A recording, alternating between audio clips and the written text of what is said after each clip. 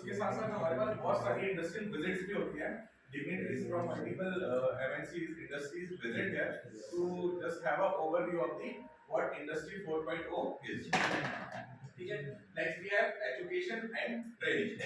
अब जैसे जैसे टेक्नोलॉजी अपग्रेड होती जाएगी तो हमें भी अपने आप को अपग्रेड करना पड़ेगा। उसके लिए we provide training for industry as well as educational professionals.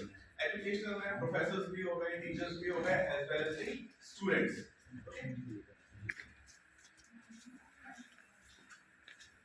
So these are the facilities that we provide in Siemens Center of Excellence.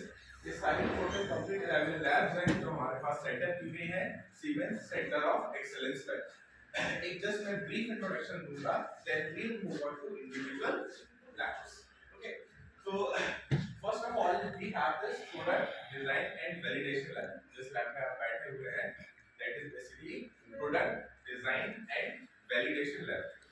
Anyone of you क्या कोई बता सकता है what is design?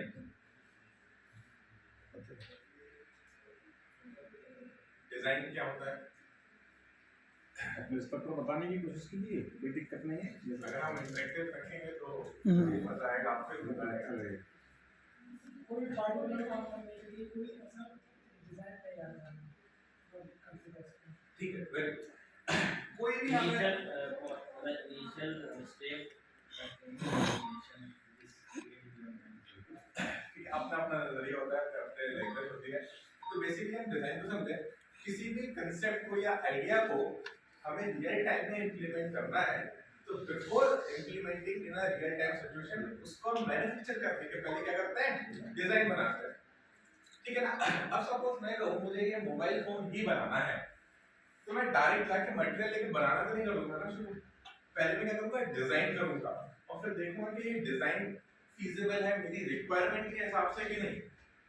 For example बहुत सारी companies होंगी जैसे ये फैन मैन्युफैक्चर कर रही है, तो मैन्युफैक्चर करने के पहले ऐसा नहीं कि मटेरियल उठाया और डायरेक्ट मैन्युफैक्चर कर दिया, उसके पहले हम क्या करेंगे, डिजाइन, और डिजाइन की हेल्प से हम उसको ये रेक्टिफाई कर सकते हैं कि हमारे डिजाइन की साइज की रिक्वायरमेंट क्या है, मटेरियल कौन सा यूज कर सकते हैं, कौन सा प्रोडक्ट किस मटेरियल के लिए फीजिबल रहेगा।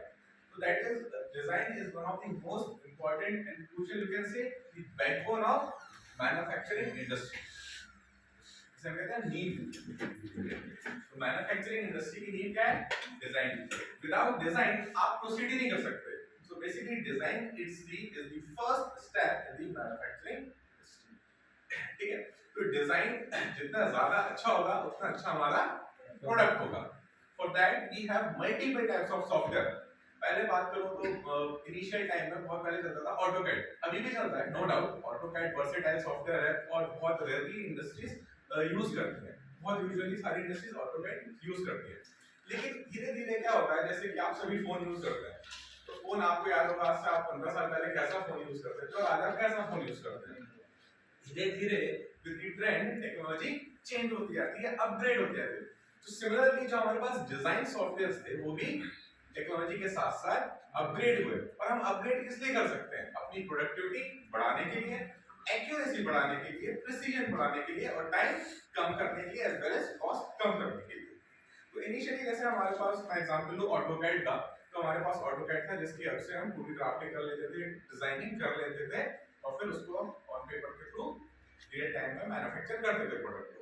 ठीक है, अगर पैरेलली हमें क्या करना हुआ, 3D डिजाइन बनाना हुआ, तो हम यूज करते थे सॉलिड वर्क्स हो गया, प्रो ई हो गया, कैटिया हो गया। वो अलग अलग सॉफ्टवेयर के हमें अलग अलग कंपनी से लाइसेंसिंग करना पड़ती थी। जैसे हमने ऑटोकैड लिया फिर हमें कैटिया भी परचेज करना पड़ता था, तो अलग अलग लाइसेंसिंग होती थी। तो सीमेंस ने क्या किया, एक एनेक्स पैकेज बनाया, उसमें उन्होंने सारे सॉफ्टवेयर रख दिए।